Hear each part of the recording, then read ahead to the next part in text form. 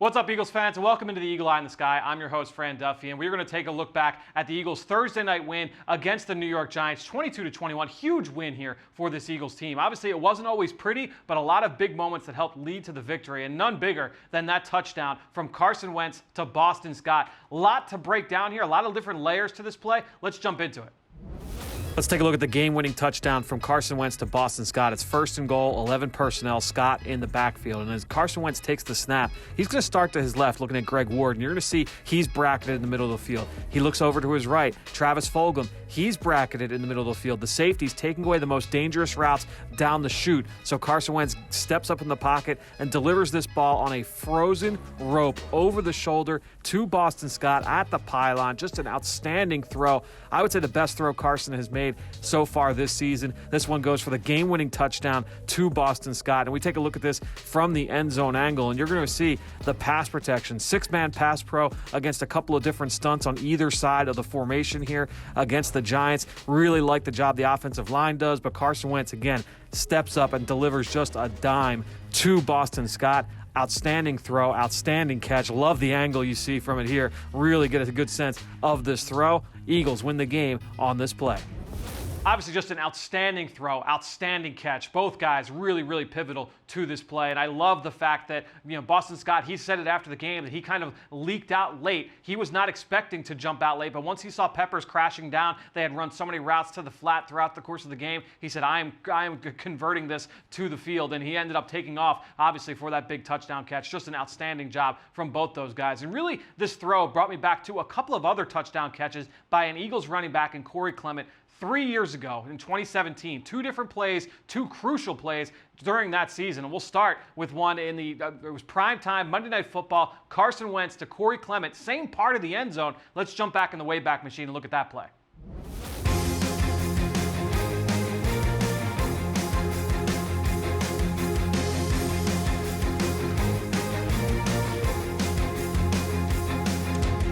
So obviously the throw happening in that part of the end zone was very similar. The throw itself was very similar. I thought the throw on Thursday night to Boston Scott was a little bit better, but just an outstanding play from both those guys. So you could see kind of aesthetically how it was very similar. Schematically, though, the play that really reminds me of this one was actually in the Super Bowl, and it was from Nick Foles to Clement. Let me show you why.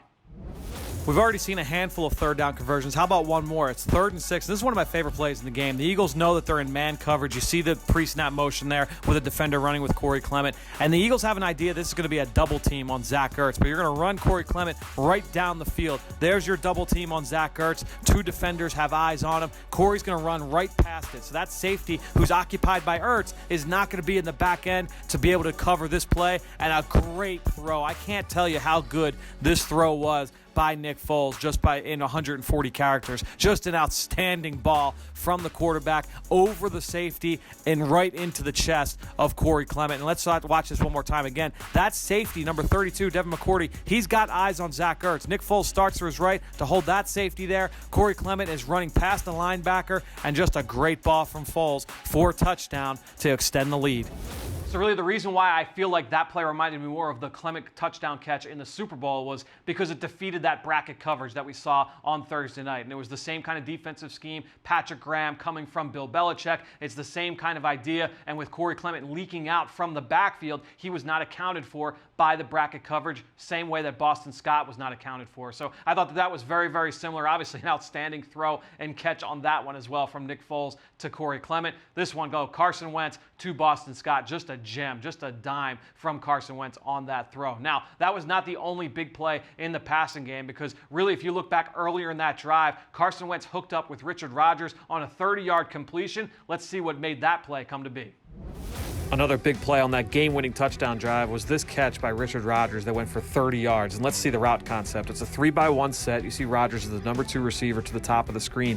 New York is sending a blitz from the field. They showed an overload look from the boundary. They're going to drop those guys out, so the blitz is going to get home against Carson Wentz and force him out of the pocket. The route concept was initially a dagger route where you're going to have Richard Rodgers working in the middle of the field, and he was going to be wide open. He does a nice job of continuing to uncover, work himself into the vision here of Carson Wentz, and Carson puts this on the money for a 30-yard completion and a first down to get into New York territory.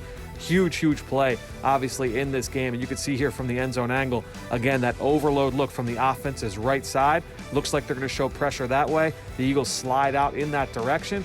Then nice job here by the defense because they've got 2 coming versus 1. Carson does a nice job of getting out of pressure early, giving himself time to get his eyes back downfield and find Rodgers, who uncovered for the first down. Outstanding job of Carson Wentz there in a second reaction situation where he kind of goes into scramble drill mode, runs away from the pressure, hooks up with Richard Rodgers, who did a great job of uncovering, making himself available for Carson Wentz on that big play. Go to the previous drive, though. The play that got them into the end zone was a Greg Ward touchdown, kind of a nifty play down on the goal line. Let's take a look at that one. Let's take a look at Greg Ward's touchdown to pull the Eagles within a score here late in the fourth quarter. It's 11 personnel. Eagles in a bunch set down inside the 5-yard line. And Greg Ward's going to start a little short motion from left to right. You're going to see he's kind of jogging out of this, making it look like he's just going in pre-snap motion. Then he takes off towards the pylon. He's going to beat those New York defenders to the spot. Carson puts this on the money for a score. Really just a creative way to get Greg Ward open underneath. Nice little nifty play there to get the touchdown for the Eagles. So love the creativity there from the Eagles offensive coaching staff. Well executed from everybody across the board on that one. I think you would say the same thing about the Eagles on the very opening play of the game. So let's just rewind now to the very opening snap. And this is a end around to Deshaun Jackson. Bit of a copycat play around the NFL. We've seen this run against the Eagles defense here this season. We've seen it run against the Eagles opponents this season. And for that, we actually broke it down earlier this season on Eagles game plan. Greg Cosell did a great job of breaking down San Francisco, running this play against the New York Giants for a touchdown. So we'll take a look at the Deshaun run along with that game plan breakdown by Greg Cosell. Let's take a look at the very first play of the game here for the Eagles. Tight formation, everybody inside the numbers here. You see Deshaun Jackson lined up to the boundary, the short side of the field. Carson Wentz takes the snap under center, and at the snap, this looks like it's going to be a counter run. You see 2 blockers coming from the backside, counter action from the running back in the backfield, but you look at Richard Rodgers, he pirouettes here, and he's going to be pulling back to the right side as Deshaun Jackson gets this ball on an end around. He takes off for 12 yards and a first down. Really creative play by the Eagles. It's something we've seen all around the NFL all season long, and I'm going to get to that in a second. But real quick, let's just take a look at this one more time from the end zone angle. Again, you can see Rodgers as he's starting to work from right to left, puts his foot in the ground, retraces, and comes back the other way as a lead blocker for Deshaun Jackson. Now, I said we've seen this all around the NFL. A number of teams have run this play, and we actually broke it down earlier this season on Eagles game plan. Greg Cosell broke this play down. It happened against the Giants. It was with the San Francisco 49ers. Here's Greg to break it down.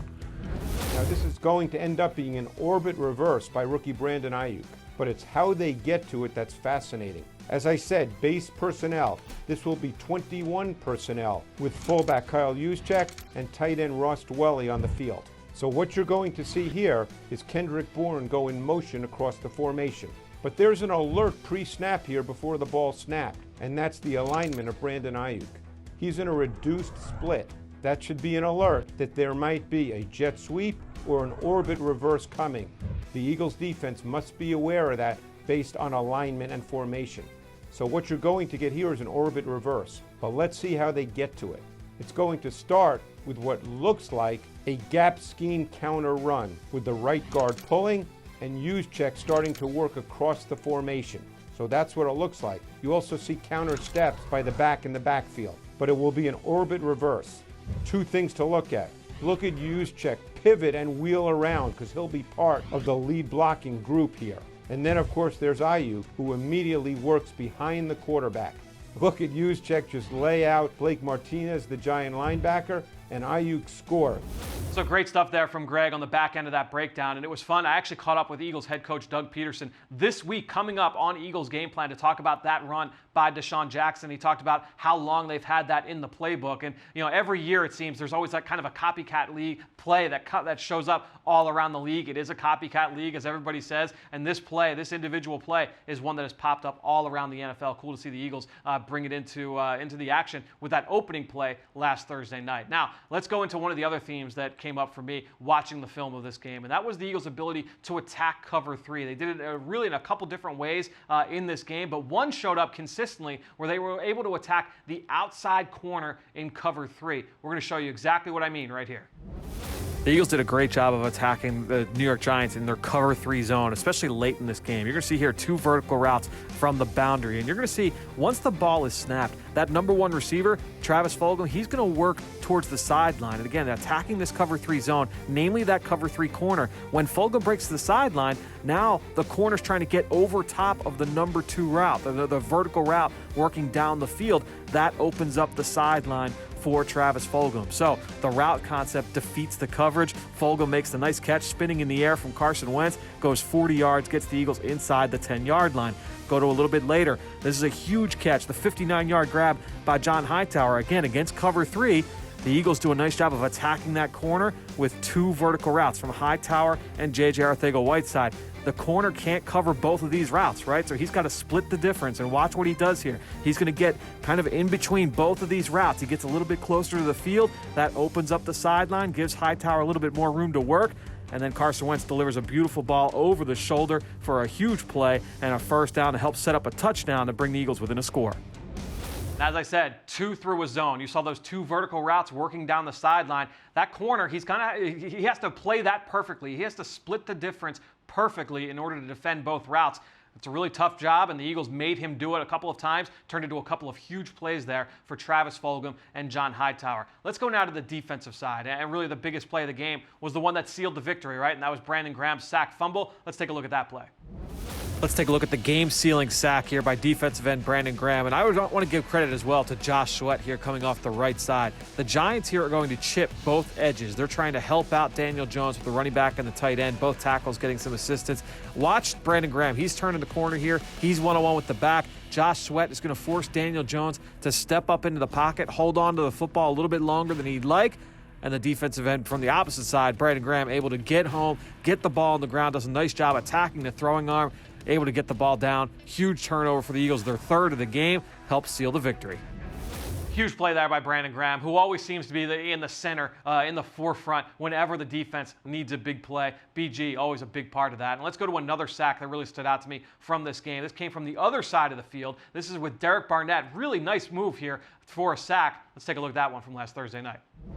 Let's take a look at this sack here by Derek Barnett as he's going to work up the field one-on-one against the rookie Andrew Thomas. Now, Andrew Thomas is on an island, and he's going to throw a 2-handed punch. He's going to be really aggressive here. The downside to this by Andrew Thomas is that he does not have an inside arm to be able to protect himself against an inside move, right? So when Barnett throws this spin move, there is nothing to help Andrew Thomas here. He's able to spin off of contact, get into the backfield. Really well executed move there by Derek Barnett. The rest of the pocket was able to collapse as well on Daniel Jones. We knew coming out of Tennessee, Derek Barnett, he had that speed rush, right? And we've talked about those inside counters. He's developed a little bit of a speed-to-power rush, some bull rush, some power, but he's also got that inside spin move now really well executed there from him in this game. Now, the Eagles in this matchup, I thought really turned up the heat in a lot of different ways. We saw a lot of different blitzes from the Eagles defensive coordinator, Jim Schwartz, very well executed on the field as well. Daniel Jones was highly unproductive coming into this game against the blitz, and the Eagles really took advantage of that. I thought they showed up on a number of different occasions. Let's see exactly what I mean.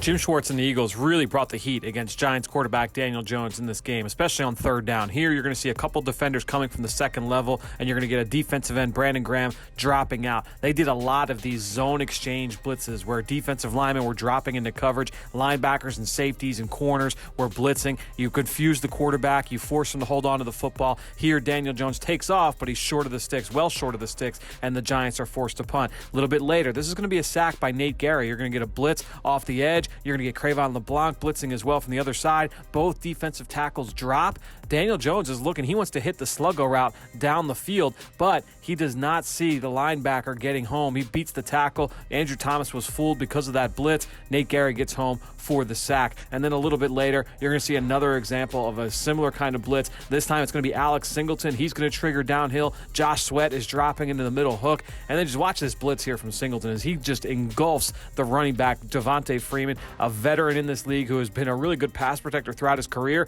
Singleton gets the most of him on that play, drives him back into the lap of Daniel Jones. We'll just take a look at this from the end zone angle just so you can appreciate this blitz from Singleton. He's able to get home. The Eagles consistently brought home pressure against Daniel Jones, especially on 3rd down. It was mostly effective in this game.